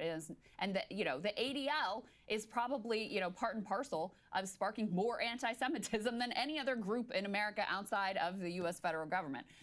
Let's go ahead and play this next part. So obviously there's this disgusting alliance between, the absolute psychos in Israel, the psychos in our national government, and the evangelical Christian base, some of whom, believe, and certainly some of the leaders of whom believe that it is their God, it is their duty to God to support Israel, no matter how many babies they massacre. So as emblematic of that, here is Mark Levin talking about how this is God's war that we're fighting. Take a listen. Mark, this is good versus evil. Yeah, and you're evil. This is civilization, as the ambassador said, versus the barbarians. You're right. You're the barbarians. We're fighting the 7th century. and we just beat the crap out of them. What? This is a righteous war we're fighting. And let me say this is God's war that we're fighting right now. That's... And if Europe is too stupid to understand, that's their problem. If that's the actual case, then, like, God is doing a piss poor job, because the Israeli occupying force is absolutely getting watched. Like, I can go on Telegram right now and watch guys running straight up in knockoff Adidas track pants and flip-flops, running straight up to Makava tanks and blowing them sky high, like cooking IOF troops in them. What is he talking about? They are getting absolutely washed. It is worse than Vietnam in there right now. Like, the way that the Israeli military is just getting run is crazy. I will remind you, that's where Hitler was born. Kufi conference there, Christians United for Israel, and he's saying, oh, this is good versus evil. Really? The good side is the one that's massacring and starving the babies, starving the entire population. The good side is the one that just announced complete and, authorized complete ethnic cleansing displacement plan into concentration camps, which is currently in talks with different nations to permanently displace Palestinians from the Gaza Strip. That's what your religion is telling you? That is utterly absurd and disgusting. But it's also and so counter to any basic sense of morality. It's also so inarguable, because if they're fighting, I mean, people have always made this term, but it's like, if you fight God's war, then nothing is out of the question. Of course, yeah. And that's why they frame it that way. That's what makes it so sick. This is God's war that we're fighting. If Europe is too stupid to understand, that's their problem. I will remind you, that's where Hitler was born. It's like, where does this shit come, And look, that is the perfect view. Can we take a moment and talk about that, though? Because I've had the same conversations with my mother, who's like an evangelical Christian, and she's like, you need to be reading biblical prophecy and whatever. And I said, okay, let's say that's all true. And I said, so what you're telling me is, when you got to go meet the man, and he's going to ask, what did you do for the least of me, the least of mine, which is what it says in the Bible that Jesus said he's going to ask you. And I would say, obviously, the least of are the Palestinian people, are, in Jesus's very birthplace. Do you think that your like shoulder shrug is going to be enough for him? Do you think that makes a lot of sense, like, from what you're doing right now? And like, I'm not asking, people my mother's age or like who don't have political acumen to be like parachute into Gaza and start like fighting IOF troops. What I'm saying is, if you can have this attitude of, oh, this is just fine because it's white people and it's Israel, and that's a place in the Bible that's supposed to be important. You think that there's somehow the good guys and not these poor people who can't leave the place that they were born into, who are been living under subjugation since 1948, who are trying to break out of an open air prison. You think that's going to be good enough for God? Like, your God kind of sucks. Into a Republican support for Israel, a quasi, either pre-diabetic or diabetic man who could barely breathe whenever he's giving his speech in front of a bunch of evangelical boomers, who have been, like, I guess, brainwashed into the specific type of Christian dispensationalism for support of the political state of Israel. Look, I'm not Christian. It's not my job to sit here and to litigate the intra-Christian debates. But you can be a human with a view. Yeah, that's right. I'm just like, I mean, it seems pretty crazy to me, but it's not my beef. But it's just one of those where I just feel that you can't help but look at that and see the psychopathy of what it takes at this point to be so rabidly pro-Israel. That's who they are. They look down on you, by the way, completely, and they have nothing but contempt, unfortunately, for all of us. It used to be the right that was more aggressive in the, like, you should be actually judgmental of extremist religious views, and the left that was more like morally relativist. I still think that's true on Islam, but anyway, you should. I think if you're religious belief is leading you to support horrors that are morally atrocious, yes, I think that should be subject to judgment. I think in a free society, I think that should be absolutely subject to judgment. You're talking to an OG Richard Dawkins guy, all right? I've been there from day one, but yeah. I did come to find that it does turn you into a little bit of a debate, bro, and a little bit, you know, it doesn't accomplish necessarily the goal I don't know. That we would may need to bring it back. But yeah, maybe we need to bring it back. Let me just, one more piece here. We don't have an element for it, but it fits in with the Mark Levin piece, and it's very important. I don't know if you guys remember, there was a judge at the International Court of Justice. Of course, they're the ones hearing South Africa's claim, along with others who have now joined the case, that Israel is committing genocide. And there was one judge there, the Ugandan vice president of the ICJ, who had put out a dissenting opinion that was just pure Israeli Hasbara. And it was, I mean, it sounded like it was literally written, and it may have been, by the Israelis. It was like, what is going on with this lady? Well, now she has come out, Sagar, and said that, quote, God is counting on me to stand on the side of Israel, that the signs of the end times are being shown in the Middle East right now. So now we understand why she was so out of step. What a freak. And I'm glad all of the rest of the, including the American one, by the way. I'm glad she said that. I don't know if y'all have seen that, the ICJ thing with the lady saying that, like, oh, we can't rule against Israel because, you know, it's the end times and God's. At least, like, she didn't hide the ball and try to say something like that could be passed off as not insane. I love that she just came out and been like, I'm an insane person and I shouldn't have this position. And so let me show you how incompetent I am in my job. That was the best thing she could have done, because now we don't have to sit here for hours and days and weeks and parse apart, like, you know, her bullshit excuse of why a genocide and apartheid is good. We just get to say, oh, that's a fucking crazy bitch. No problem. Way, all of the rest of the judges at the ICJ in this dissenting opinion, she is not evaluating facts. She is, you know, coming from this place of religious extremism and, you know, her view that the end times are nigh, and so she has to do whatever she can to back up Israel no matter what. So, you know, not only are the consequences here domestically in the U.S., but the consequences of these viewpoints are global as well. Hey, if you like that video, hit the like button or leave a comment below. With that being said, wait, there's more. What did you want more? Did you want to hear more about pedophiles getting sprung free by the United States government? Oh, there's an update. One moment. Let me pull this for you. Where did it go? Not there. That's in my other one. Not there. That's in my other thing. Oh no, it went away. Okay, it's here. Hold on. You're kind of outsourcing the task of spatial navigation, which may... Hello, everybody. I apologize for the late hour, but I have some major breaking news that I can share with all of you. You may have seen the story that we covered on Breaking Points today of this man, Tom Alexandrovich, the Israeli government official who was arrested in Nevada, who was released and returned to the state of Israel after being charged with luring a child for a sex act. He's an Israeli government official, the head of their cyber division.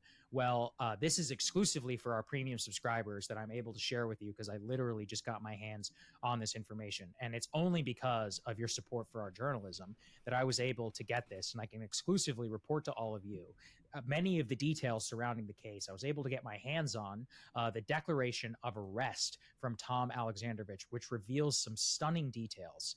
Again, this is exclusive just for our premium subscribers. Nobody else has even heard any of this information publicly. It will remain that way until tomorrow, genuinely as a thank you for enabling our journalism here. I'm going to go ahead and share with all of you the primary source document, which is absolutely stunning, that was shared with me. I did pre-watch this. Take a look at this a source which will remain unnamed. Inside of it, we learn several important things. One of this I'll put just up here on the screen. You could see Tom Alexandrovich, the date and the time of his arrest, which was August 6, 2025. You will see that he was charged with luring a minor using technology.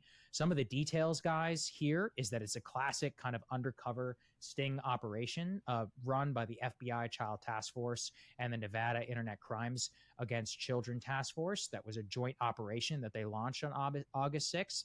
What we learn effectively is that an undercover operative began to pose as a 15-year-old girl on two different apps. One of them is called Pure, and later on using WhatsApp. What they found is that Tom Alexandrovich... The app is called Pure. engaged in a conversation with what he believed to be a 15-year-old female juvenile and, quote, spoke about sexual contact with that minor. The user then later agreed to meet the decoy at a predetermined location. The sexual contact included, quote, bringing a condom and taking the decoy to Cirque du Soleil in Las Vegas, where this happened. Quote, prior to the meeting, photographs of the... I mean, if you can't bring your underage sex trafficking target to Cirque du Soleil in America, like, what can you do? Are we still a free country? Subject communicating with the decoy juvenile were obtained. The suspect advised they would be arriving in an Uber. Quote, while the undercover operative was in contact with the subject, being made aware in the area of the predetermined location, task force operators contacted this person who they knew to be arriving. Quote, every attempt was made to positively identify that user that had agreed to sexual contact. That subject was then identified as Tom Alexandrovich prior to being contacted. So I'm just sharing the circumstances here that this all went about. You know, first of all, as we could see in the details, of the document, you could see very clearly that he engaged in conduct with somebody, or in contact, sexual contact, and agreed to meet that juvenile who he believed was 15 years old for sex. What transpires next is actually just so crazy. So I'm going to read here again exclusively from the documents. What they say is that Alexandrovich was placed under arrest. He was transported to the Henderson Police Department. Due to the aforementioned facts, they say they determined based on the undercover communications with the phone number and everything, that Alexandrovich did indeed, arrive at this location with the intent to have sex. What then follows is an extraordinary interview with a lot of claims being made that undermine a lot of what we are now learning. So what they say is that, quote, upon Alexandrovich's arrival, he engaged in a recorded interview and he waived his Miranda rights, as they say very clearly. The interview was then conducted at 2000 hours on August 6, 2025. Alexandrovich said that his native language is Russian and Hebrew. He agreed to speak and fully understands English. He waived his Miranda rights. He advised, due to being from Israel, the Israeli consulate would be notified. So do you guys see immediately they're talking about notifying the Israeli government? This matters because the Israeli government initially denied Alexandrovich had ever been placed under arrest, when the police department is saying here explicitly that he is, of course, being notified to the Israeli consulate. They say, quote, Alexandrovich is from Israel and is visiting for a Black Hat conference, works for the Israeli government agency, and has so for approximately 14 years. He stated he's never been arrested and he's not familiar with the consequences of not speaking to U.S. authorities. Alexandrovich stated he has a meeting with the NSA tomorrow. The NSA, dog. The NSA. So the meeting with the NSA, and they got him the fuck out of here. Like, what? For what? What are we running cover for these pedos for? So we can have an unsinkable aircraft carrier in the Middle East? So we can have weapons in the Middle East? Like, this is what I do not understand about this relationship that we have with Israel. And it's like, are we that racist that we just can't have? And I have no love for the Kingdom of Saudi Arabia at all. But it's like, are we this racist that we can't have this same relationship that we have with, and I'm being cynical as shit, but this same relationship that we have with Israel, why can't we have it with the KSA? Are we just that racist that, they're Arabs and we don't want to fool with them? We rather do deals, do dirt with these white people because they're just as dirty as Israel. So why do we have to, why do we let Israel drag us around by the nose and, extract criminals who commit crimes against our children in this country? It makes no sense. And it's not even like, it's AIPAC money, it's J Street money. Like, it's not even that much money. Like, our politicians are bought off for pennies, for so cheap. It's disgusting. And had met several bureau people and NSA people over the past week. So let me just underscore that. This man is here in our country on behalf of the Israeli government to meet with the NSA and with the FBI, and in the meantime gets caught up in an FBI sting operation where he is allegedly, I guess, for the legal record, trying to meet up with a 15-year-old girl for sexual contact. I'll continue. They say Alexandrovich described the bureau agents who he'd been talking to. He stated he was at the conference to learn. He stated he was in approximately the United States 3 months ago. stated he comes to approximately the United States 2 to 3 times a year, stated he'd use the international phone number to chat, stated he did not remember the name of the girl he was chatting with, but he'd met her on the Pure application. Alexandrovich stated he had photos of himself on Pure, could not recall if he had sent them via the application. Yeah, sure. Stated that he uses the name, quote, Adam on dating apps, stated that he had agreed to go to dinner and show with a date. Then he does the classic To Catch a Predator, stated he believed the girl was 18 years old. That was age listed on the Pure application. Stated he felt that the girl, quote, pushed him to talk about bringing a condom, yet could not remember how many times, quote, the girl had pushed him. Stated 15-year-old girls. Yeah, 15-year-old girls are out here just like manipulating whole grown-ass men. Get the fuck out of here. Like these Arrested Development pieces of shit. Quote, he was embarrassed for being arrested. This is where things get very interesting, guys. I bet he was fucking embarrassed. I bet he was. Who gives a shit? Quote, questioned how much bail would cost while he was under arrest. They also said that he stated he would need his glasses, stated that he had family members' phone numbers memorized, stated that he was in shock and someone he needed to contact immediately about his international flight back to Israel. Alexandrovich stated he did not know the numbers for the Israeli government, stated that his family was in Israel, stated it was very, very important to get his numbers for his flight, stated that his flight is on Friday to New York and then will fly to Israel, stated that his phone does not have a password but uses both of his right thumbprint, and stated he did not need the following numbers from his phone. They list them. Here, importantly, Alexandrovich stated if he could message his family or make a call to the embassy, they stated that would not be possible right now, and stated that he eventually would like to participate in a polygraph. So those are the details that I could share with all of you. It really is stunning, right? Because what we learn from that is that he is immediately advised, right? That he immediately is advised that they're going to contact the Israeli consulate. He starts emphasizing, first of all, he does the classic predator stuff about, oh, I didn't even know she was 15, she pushed me, etc., whatever. He can litigate that in court, but he is here to meet with the NSA and with the FBI. Now, remember, they say that he was not here. He did not claim diplomatic immunity. I was in a little bit of information about me. Like I was in the Marine Corps for 4 years. Like I did my whole term in the Marine Corps, served honorably, all that. I am so embarrassed that I gave, forget 4 years. I'm embarrassed that I gave 4 minutes to this government. Absolutely disgusting. This place is, I don't know what got into me when I was 18. This place is, I can't, how can I expect any better of a place that's never been right since day one? A place that, of course, a place that had people who look like me working for free 99 and would do it again in a heartbeat. Of course, we're cool with shuttling around and covering for child sex traffickers. Why wouldn't we be? Nothing's new under the sun. Nothing's changed. Or anything. That is what is indicated currently in the arrest record, at least so far from what we have seen. But it is obviously made clear that Alexandrovich immediately is identified as an Israeli national, as an Israeli government employee. All of this is very important because right now, every single other person who has been arrested in this sting operation has a criminal complaint filed against them. Now, as of right now that I'm speaking to all of you, keep in mind, this is late at night here on Monday. There has not yet been a criminal complaint filed against Alexandrovich, which is very questionable given the circumstances. He does have a court date appearance on August 27th. Obviously, we don't know yet if he's going to return from Israel to face charges, but this is an extraordinary report that I'm really happy to be able to bring to all of you. So again, just thank you for enabling our journalism here at Breaking Points. It's a stunning report that he's here to meet with the NSA and with the FBI, and he states it openly on the record here.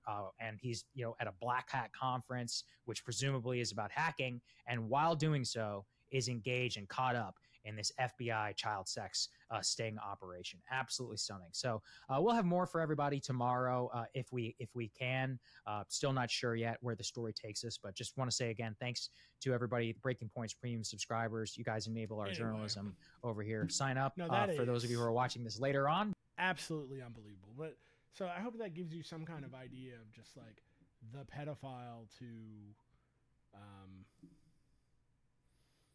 politician to Israeli goon pipeline, like genocide pipeline, who is like all these threads are connected. Like all these things are absolutely interconnected, and you start tugging at, Epstein's Island, and you're going to go all the way back to 1948 and even further, and you're going to see who, like, the real evil that exists in this country, and why, again, we've never been right since day one. Again, like Malcolm X said, we didn't land on Plymouth Rock. Plymouth Rock landed on us, and it's still landed on us, and it's landed on our kids every single day, and we just let these fuckers get away with it. See, we've been going for 2 hours right now. I'm going to transition into some, because now that I'm pretty hot, I'm going to transition into some video gaming and probably play some games for an hour. Let's go on over to the arcade deck. And we don't want that. That's not what we want. We don't want OBS. My goodness. Let's take that down just for now.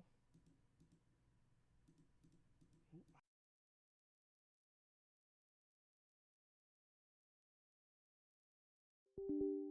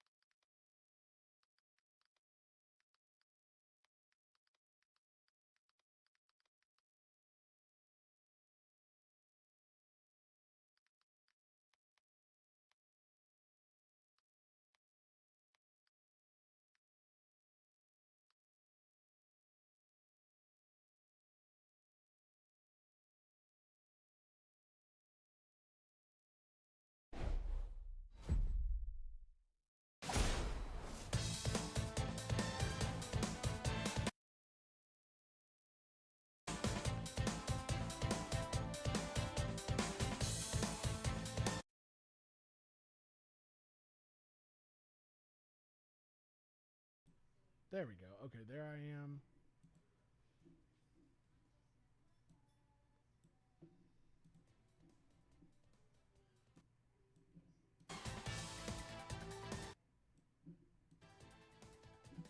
A little bit lower. That's perfect. Okay.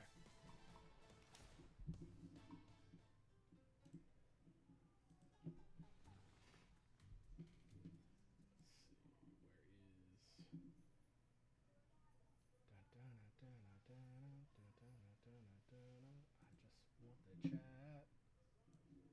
There we go. All right, let's do it.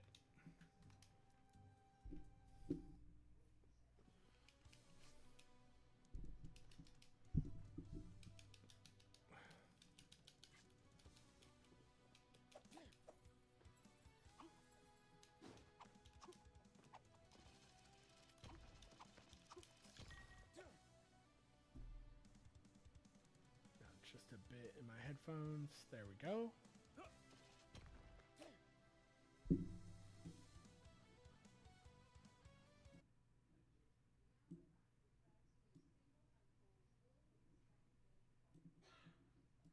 Perfecto.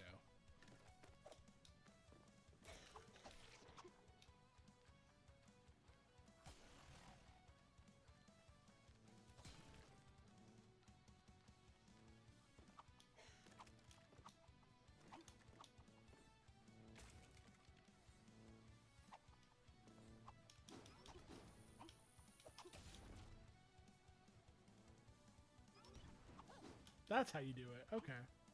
I don't need that anyway. Alright, that's easy enough.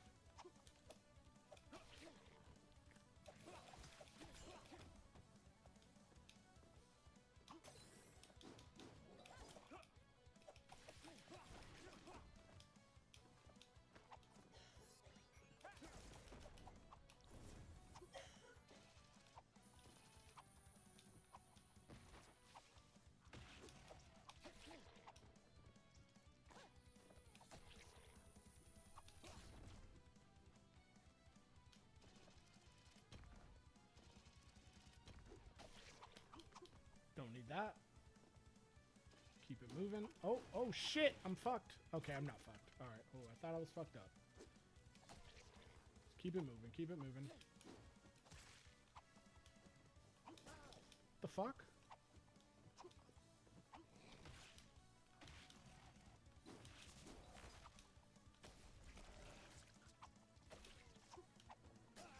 Ouch.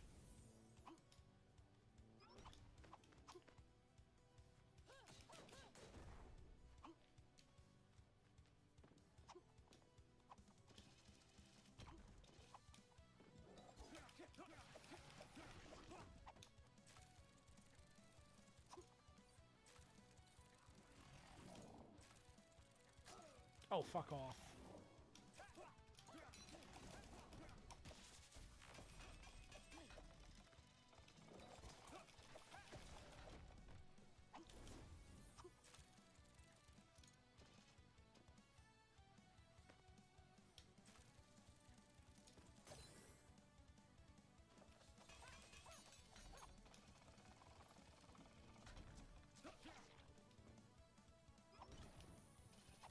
Oh, that was just stupid. Oh my god, he hit me twice.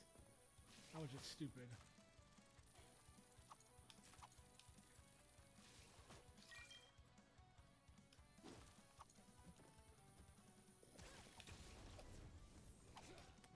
Stupid.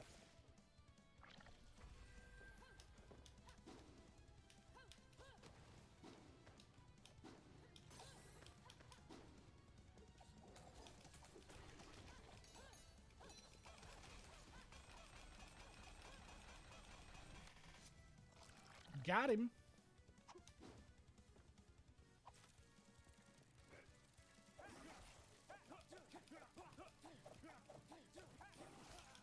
I tried to jump.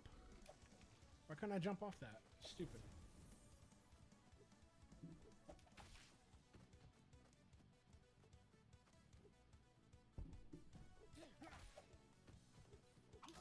Oh, dickhead motherfucker.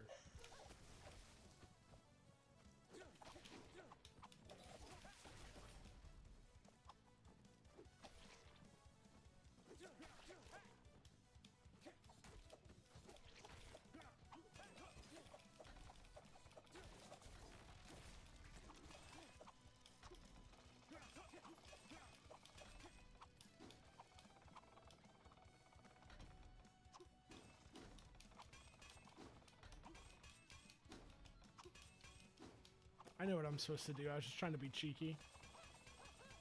There you go. See if that was possible.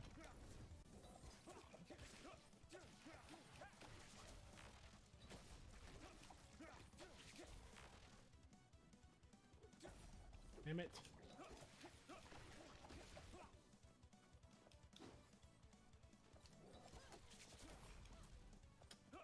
Hell was that? Oh.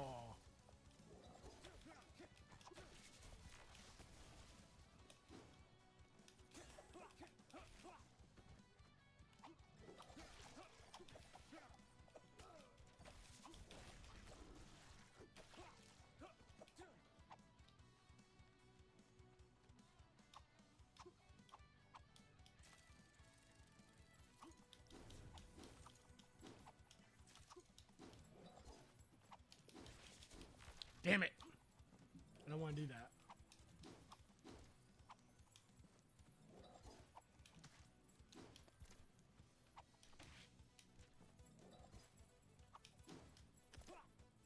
Oh well. Gotta keep it moving.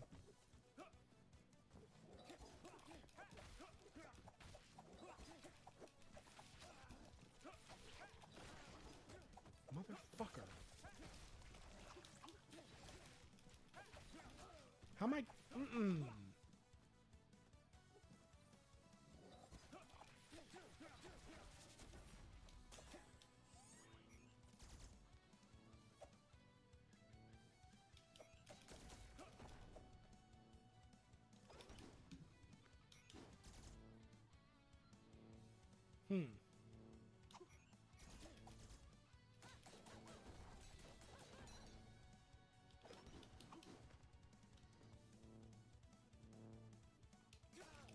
Oh, hell no.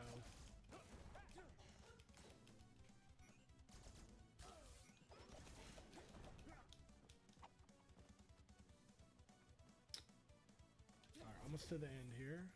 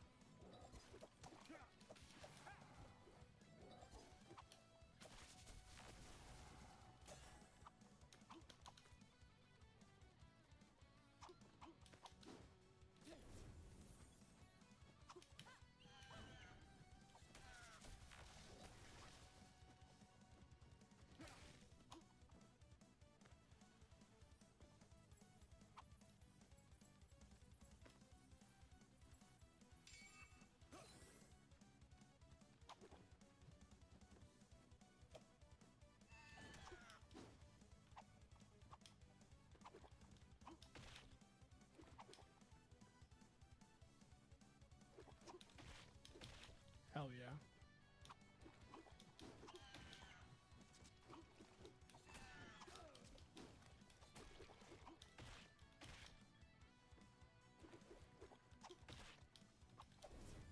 All right, here we go. Let's make it happen. He's not hard. It's just, you just can't be stupid. That's all.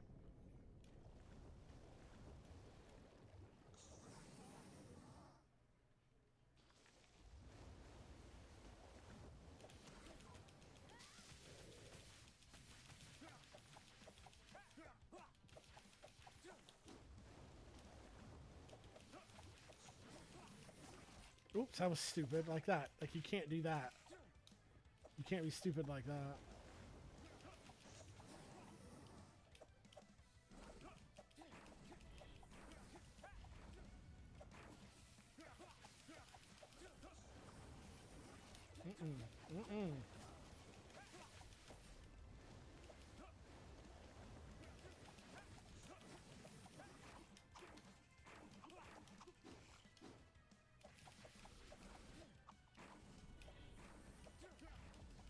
Ah, thought I could hit that. I'm dying. Why am I dying? Come on, man. That was ridiculous. All right, let's go.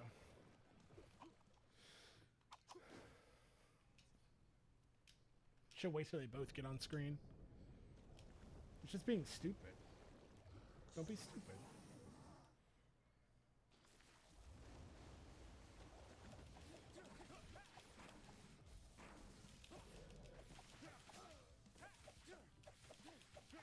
I didn't even think of that.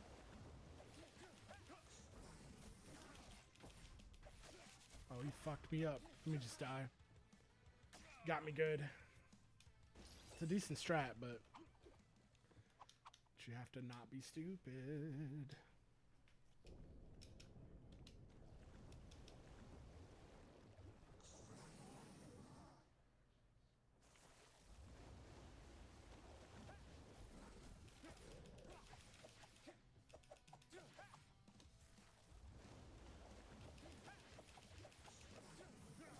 Damn it! I thought I was gonna go high.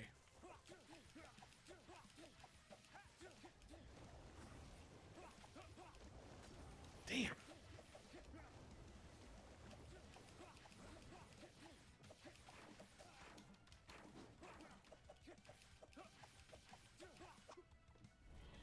It's already got like half my life down. That's fucking crazy.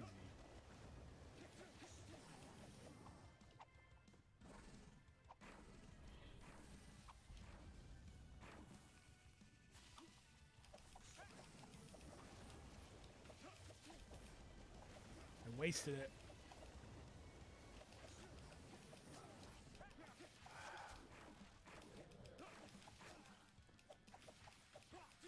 Should have had him. This should have been the one. but it won't be. I can try it. Why not? Whoa! Oh! It was the one. Let's go. Get dropped.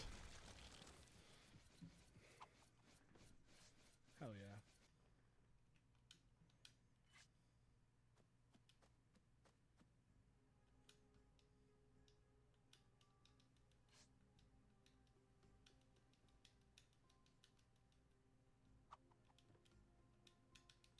Telling me stories about ninja stuff.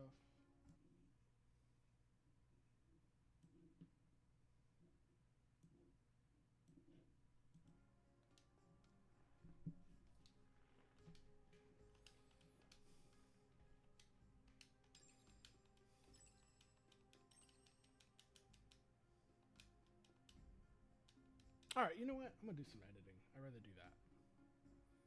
Alright, thank you everyone.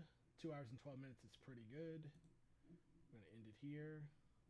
Love you all.